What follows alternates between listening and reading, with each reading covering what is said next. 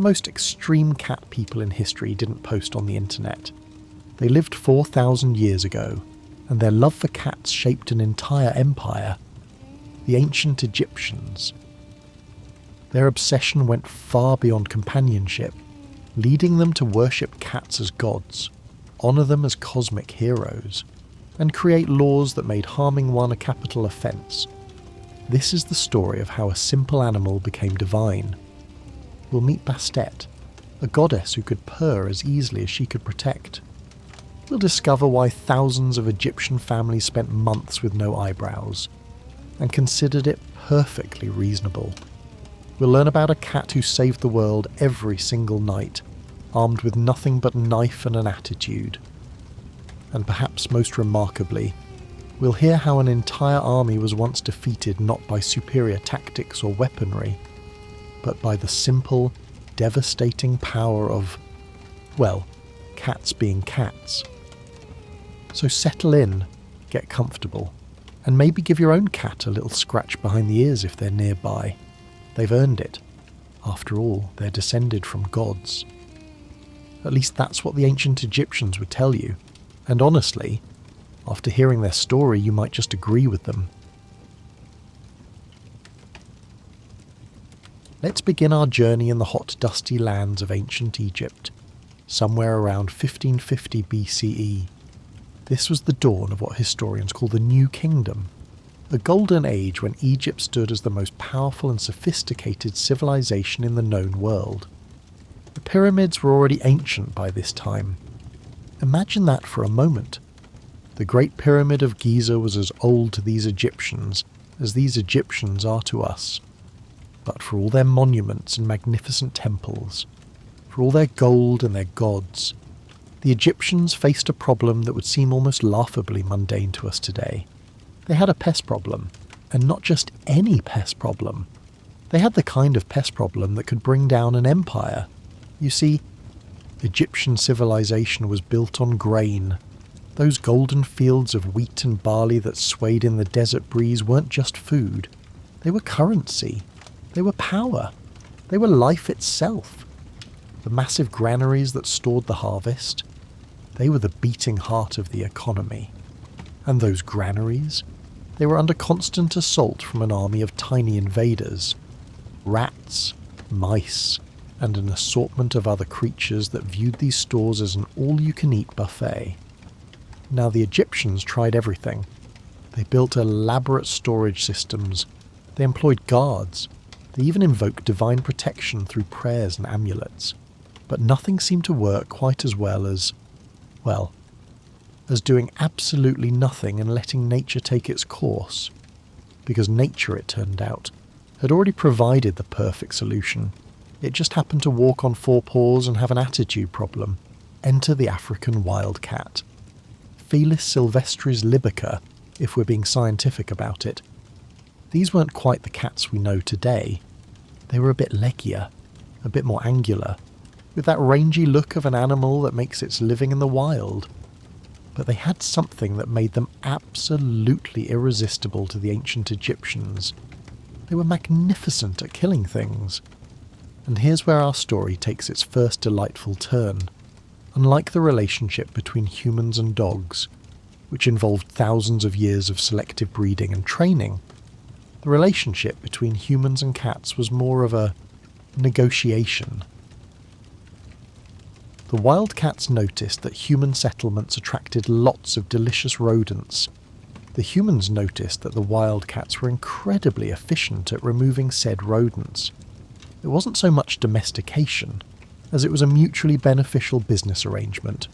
The cats essentially domesticated themselves, which when you think about it, is the most cat thing ever. The Egyptians, being the practical and observant people they were, quickly recognised a good deal when they saw one. They began leaving out little offerings of food. Nothing too fancy, maybe some fish scraps here, a bit of milk there. They made their homes more welcoming to their new feline partners, and slowly, over generations, something remarkable happened. The cats didn't just tolerate human company, they began to seek it out. By the height of the New Kingdom, cats had made the transition from the granary to the garden, from the garden to the courtyard, and finally, in that ultimate triumph of feline persistence, from the courtyard to the most coveted spot of all, directly under the family's chairs during dinner. The Egyptians even gave them a name that shows just how well they understood their new companions. They called them Mute, or Mew, which literally translates to he or she who meows. I mean, let's be honest here, even 4,000 years ago, people weren't always creative with pet names, but what truly reveals the depth of the relationship is how cats began appearing in Egyptian art. These weren't just background details or decorative elements. Cats were painted with the same care and attention given to family members. In the tomb of an official named Nakht, dating to around 1400 BCE, there's a gorgeous painting of a ginger tabby cat sitting beneath the chair of Nakht's wife, Tawi. The cat is contentedly munching on a fish that's been provided specifically for it. The detail is extraordinary. You can see the stripes in its fur, the alert angle of its ears, the satisfied curve of its tail. Think about what this means for a moment. Egyptian tombs weren't just graves. They were elaborate preparations for the afterlife. Every painting, every object, every hieroglyphic inscription was carefully chosen to ensure the deceased would have everything they needed for eternity. And what did they choose to include? Their cats. These weren't just pets. They were family members so beloved that their companionship was considered essential for a happy afterlife. Some cats even received their own elaborate burials. Prince Thutmose, son of Amenhotep III, had his cat Tamiu, whose name rather sweetly means she-cat, buried in her own limestone sarcophagus. The sarcophagus was decorated with offering scenes showing Tamiu before a table laden with gifts, ensuring she'd be well fed and comfortable for all eternity. Archaeological evidence shows that some cat burials even included little pots of milk and mummified mice, because apparently, even in the afterlife, a cat should have options for midnight snacks. The transformation was complete. In just a few centuries, cats had gone from wild hunters lurking at the edges of human settlements to cherished companions sharing our homes and our hearts. They'd negotiated their way from the reeds of the Nile into the very centre of Egyptian life. And this, as it turns out, was just the beginning. Because the Egyptians, in their unique way of seeing the divine in the everyday, began to notice something special about their feline friends. They saw how cats moved with liquid grace through the darkness. They observed how a cat's eyes seemed to hold the sun itself, glowing with an inner light. They watched as cats protected their homes not just from mice and rats, but from scorpions and snakes, creatures that could kill with a single strike, and in these observations, they began to see something more than just an efficient predator or a pleasant companion. They began to see a reflection of the divine itself. Now, if you've ever watched your cat knock something off a table while maintaining direct eye contact with you, you know that cats have always understood their own importance. But in ancient Egypt, this feline self-assurance found a civilization ready to agree with them completely. The transition from working animal to cherished companion happened with remarkable speed. At least in historical terms, within just a few generations, cats had negotiated themselves the greatest promotion in animal history. And I use the word negotiated deliberately, because unlike dogs, who were shaped by human selection over millennia, cats essentially presented themselves as a total package deal. We'll handle your pest problem, they seem to say, but we're doing it on our terms. Also, we'll be sitting on your papyrus whenever you're trying to read it. The fascinating thing is how thoroughly the Egyptians embraced this arrangement.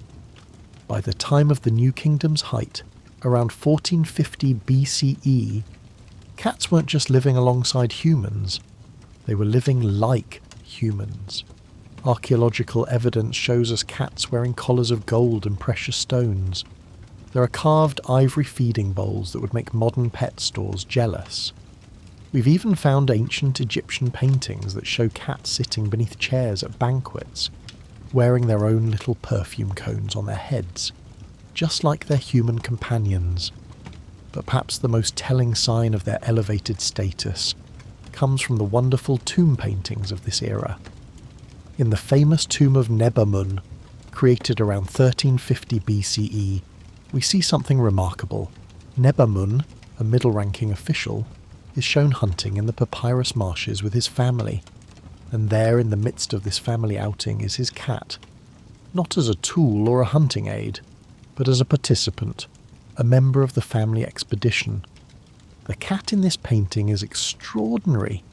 It's shown as a whirlwind of controlled energy, having caught 3 birds at once, 1 in its mouth, 2 in its claws.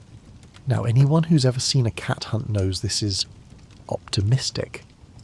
But that's not the point.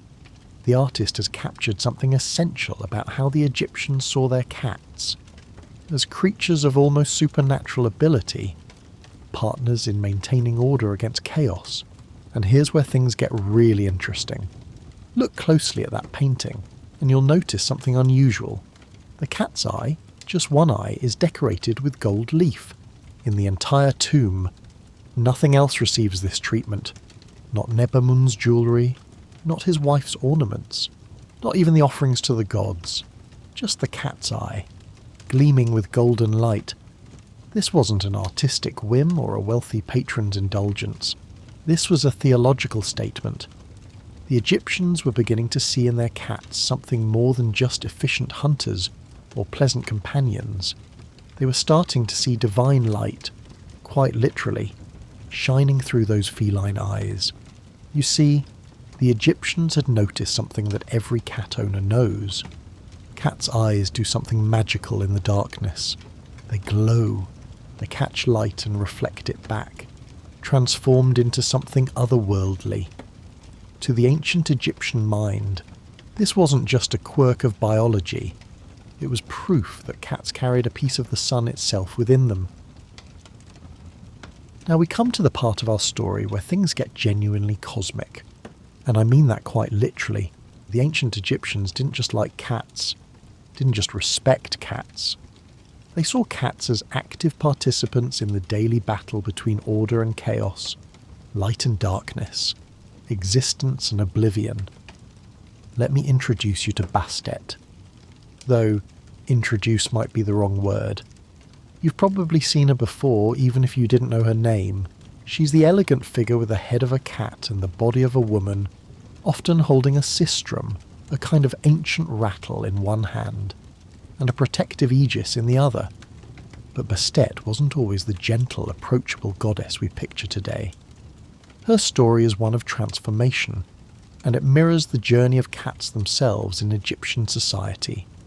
In her earliest incarnations, way back in the Second Dynasty, we're talking around 2890 BCE, Bastet was depicted as a fierce lioness, a warrior goddess who protected the pharaoh with tooth and claw. She was fearsome, terrible in her wrath, the kind of deity you really didn't want to meet in a dark alley, or a dark anything really. But as cats became more integrated into Egyptian daily life, something remarkable happened. Bastet began to change. Her fierce lioness head softened into that of a domestic cat. Her warrior aspects, while never completely disappearing, became balanced with gentler qualities. She became the goddess of the home, of joy, of music and dance. She was the protector of women, especially pregnant women, and the guardian of households against disease and evil spirits. This transformation tells us something profound about how the Egyptians understood divinity. The gods weren't fixed, unchanging beings. They could evolve, could respond to the needs and understanding of their worshippers, and Bastet's evolution from fierce lioness to gentle cat reflected the journey of felines themselves in Egyptian society, from wild hunters to beloved family members. But Bastet represented just one aspect of feline divinity. For the truly cosmic cat action, we need to talk about the story that placed a cat at the very centre of existence itself, This is the tale of the Great Cat of Heliopolis, and it's a story about the end of the world, or rather, about how the world doesn't end night after night thanks to a cat with a knife. According to Egyptian mythology, every evening when the sun set, it didn't just disappear below the horizon. This sun god Ra actually journeyed through the underworld, sailing in his solar boat through the realm of the dead, and every single night he faced his greatest enemy, Apep, also known as Apophis, the cosmic serpent of chaos. Apep was everything the Egyptians feared. He was darkness, disorder, destruction, the undoing of creation itself. His goal was simple and terrifying: to swallow the sun, to devour Ra, and to plunge the universe back into the primordial chaos that existed before creation. And he tried this every single night. Imagine that. Every sunset was potentially the last. Every darkness could be eternal.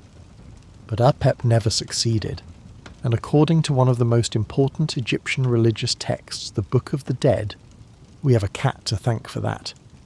In spell 17 of the Book of the Dead, Ra takes the form of a great cat, the Great Cat of Heliopolis, or Miuar in ancient Egyptian. In this form, he confronts Apep beside the sacred Persea tree in Heliopolis, the city of the sun. The ancient texts describe it vividly. The great cat takes a knife and slices off the head of the chaos serpent, ensuring that the sun can rise again. Now, I want you to picture this for a moment. The ancient Egyptians believed that the reason the sun rose each morning, the reason the world continued to exist, was because a cosmic cat spent each night in divine combat with the forces of chaos. Every sunrise was proof of the cat's victory. Every dawn was a celebration of feline triumph over darkness. The theological implications of all this are staggering. The Egyptians had taken an animal that had wandered into their settlements to hunt rodents, and elevated it to the status of cosmic guardian. In their worldview, cats weren't just protected by the gods. They were participants in divine work.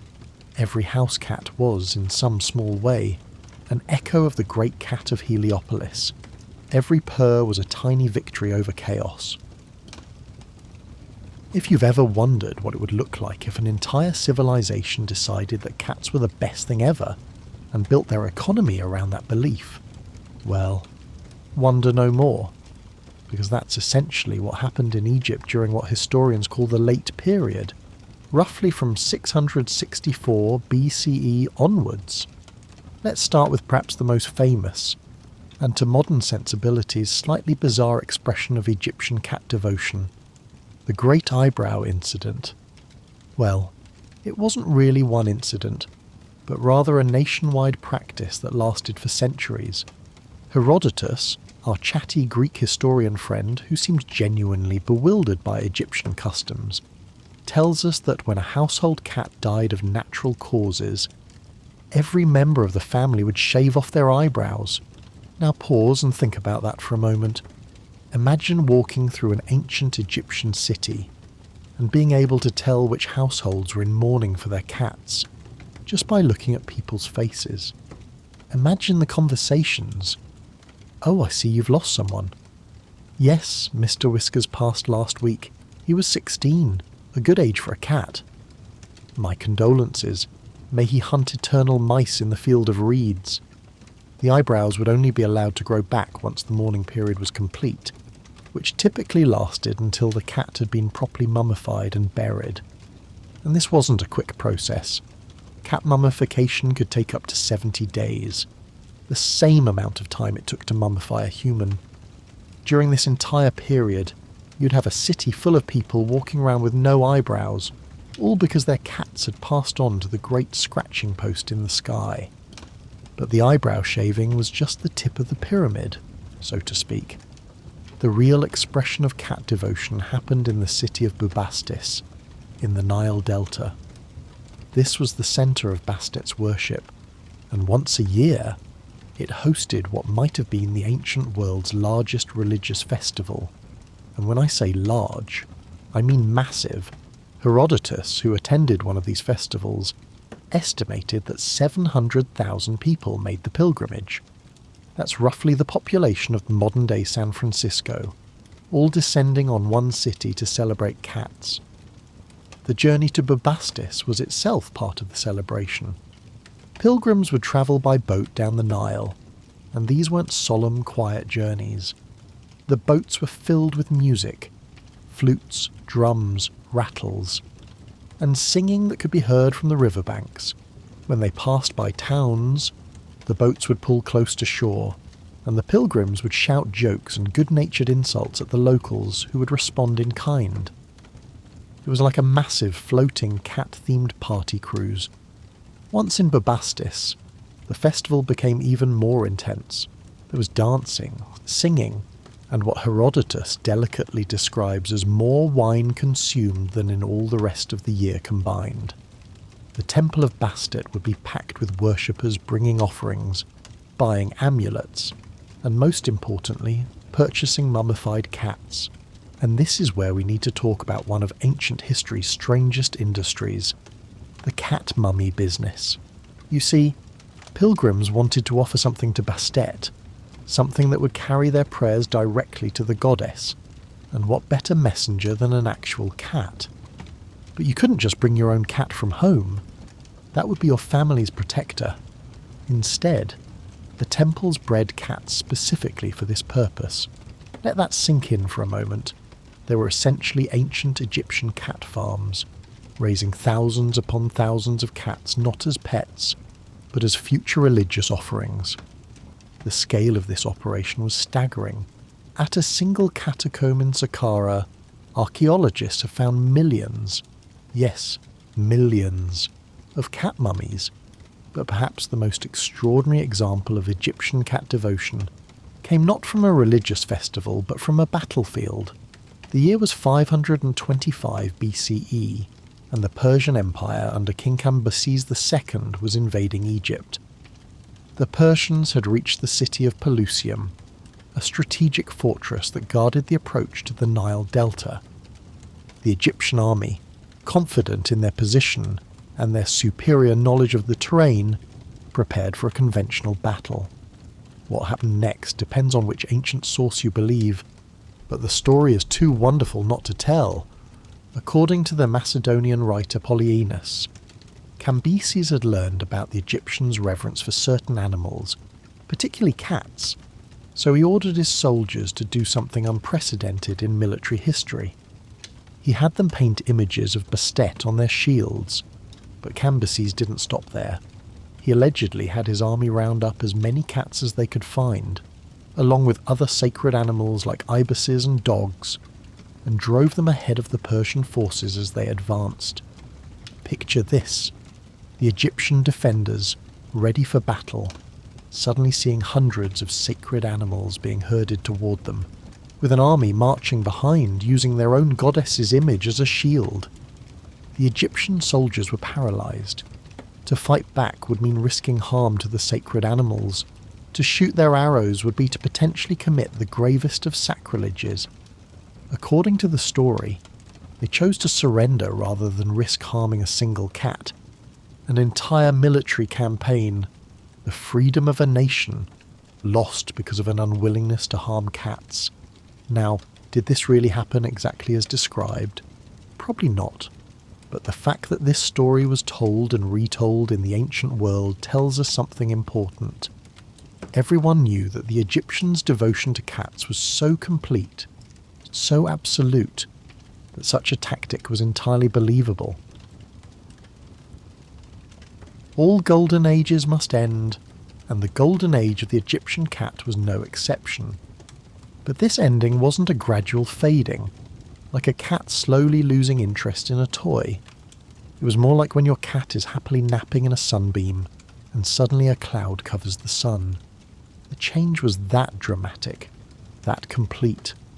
The beginning of the end came with the Romans.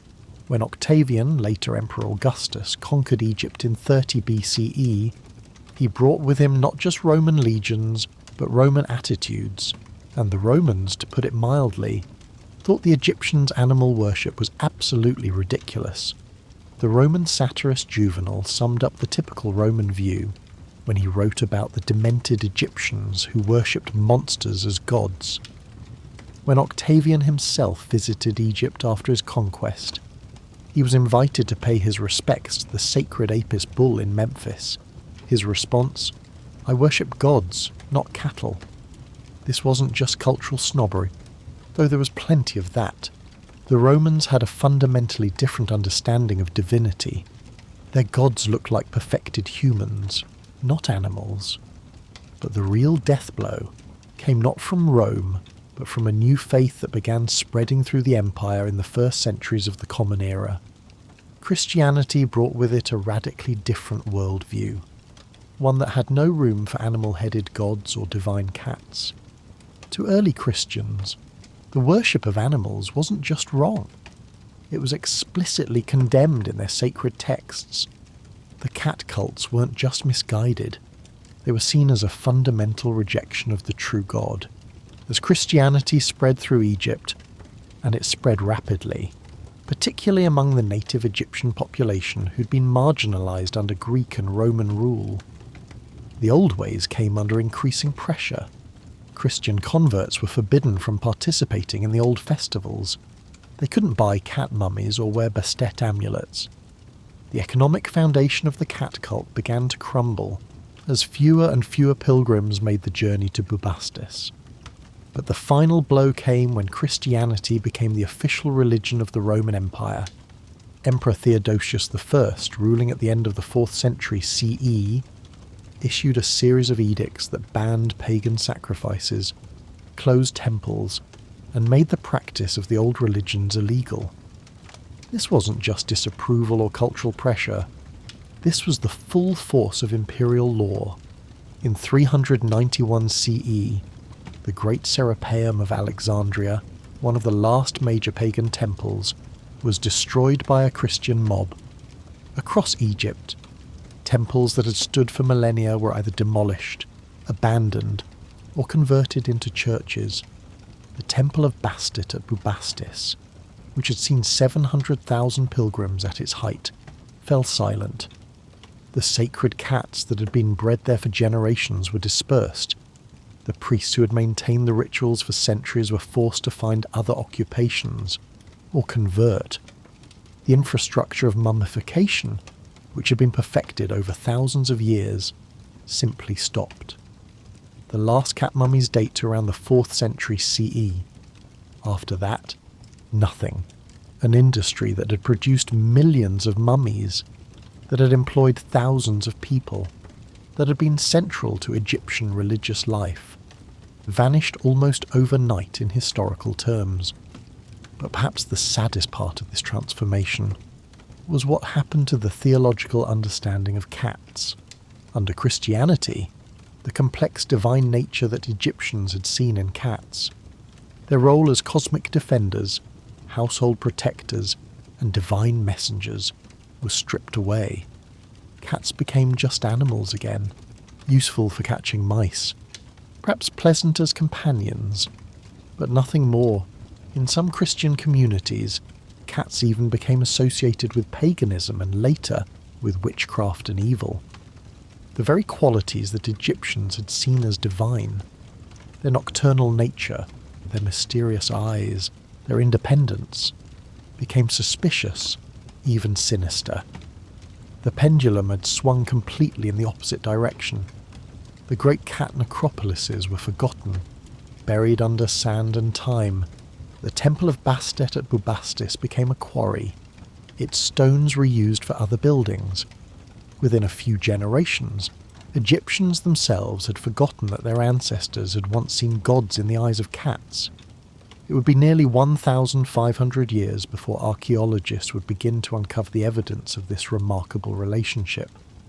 Victorian-era excavators, searching for treasures in Egyptian tombs, were often bewildered by the sheer number of cat mummies they found. Many were ground up and used as fertilizer, their sacred purpose completely unrecognised.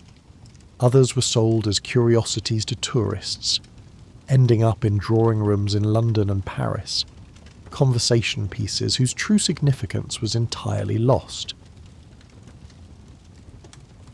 And so we come to the end of our journey through time, following the paw prints of cats through ancient Egyptian history. It's been quite a remarkable story, hasn't it? From practical pest controllers to pampered pets, from household companions to cosmic heroes, from divine beings to, well, back to being cats again. The journey of cats in ancient Egypt lasted over 2,000 years. That's longer than Christianity has existed, longer than the time between Julius Caesar and us today. For all that time, an entire civilization built parts of its economy, its religion, and its understanding of the universe around these small, furry carnivores who had wandered in from the desert looking for an easy meal. When we look at the whole arc of this story, what can we learn? Perhaps it's that the relationship between humans and animals is never just about utility. Yes, the Egyptians initially valued cats for their hunting prowess, but that practical partnership quickly evolved into something much deeper. They saw in cats a reflection of divine truths, a connection to cosmic forces, a bridge between the mundane and the sacred. The Egyptians understood something that we modern cat owners know in our bones, but rarely articulate. Cats are different. They're not dogs, who love us unconditionally and see us as pack leaders. They're not horses or cattle, who can be trained to serve. Cats chose to be with us, and they maintain that choice every day. They could leave. Many domestic cats can survive perfectly well in the wild, but they don't. They stay, on their terms, maintaining their dignity and independence, while somehow also being perfectly content to curl up in our laps and purr. The Egyptians saw this paradox and recognized it as divine, a being that could be both fierce and gentle, independent and affectionate, aloof and loving. That sounded like a god to them. And who are we to say they were wrong? Today, when we look at our cats, we might not see the great cat of Heliopolis fighting off the serpent of chaos. We might not see Bastet, protector of homes and bringer of joy, but we do see something special, something that makes us pull out our phones to take just one more photo, something that makes us talk to them in silly voices, something that makes us genuinely anxious when they're 5 minutes late for dinner. The ancient Egyptians would understand completely. They'd understand why we buy ridiculous cat towers that our cats ignore in favour of cardboard boxes. They'd understand why we have more photos of our cats than our human family members. They'd understand why, when our cat graciously allows us to pet them, we feel oddly honoured. Because here's the truth that spans the millennia. Cats have never really been domesticated, not in the way other animals have been. Instead, they've entered into a partnership with us, one that they renew or don't on a daily basis. The Egyptians recognized this and elevated it to sacred status. We recognize it too, even if we express it through cat memes and Instagram accounts, rather than temples and mummies. So the next time your cat knocks something off your counter while maintaining eye contact, remember, you're not dealing with a mere pet. You're dealing with a descendant of beings who were once worshipped as gods, who are believed to save the world every night, who had entire cities devoted to their glory. And honestly, looking at that imperious expression on your cat's face, you can tell they remember. They know exactly who they are. The age of the divine feline may have ended in Egypt, but in our homes, in our hearts, perhaps it never really ended at all. We may not shave our eyebrows when they pass, or mummify them for the afterlife, but we mourn them deeply. We may not see them as gods, but we serve them as if they were. We may not believe they fight cosmic serpents, but we trust them to protect our homes from threats both real and imagined. The ancient Egyptians spent 2,000 years learning what every cat owner discovers eventually. We don't really own cats. If anything, it's rather the other way around. And somewhere, in the field of reeds, in the Egyptian afterlife where all good cats go to hunt eternal mice and bask in eternal sunbeams, millions of ancient Egyptian cats are probably purring in satisfaction, because they know the truth. They were gods once, and in the hearts of those who love them, they're gods still. Thank you for joining us on this journey down the Nile and through time. Until next time, may your dreams be filled with golden eyes and gentle purrs, and may you wake to find your cat has graciously allowed you to share their bed for another day. Good night and sweet dreams.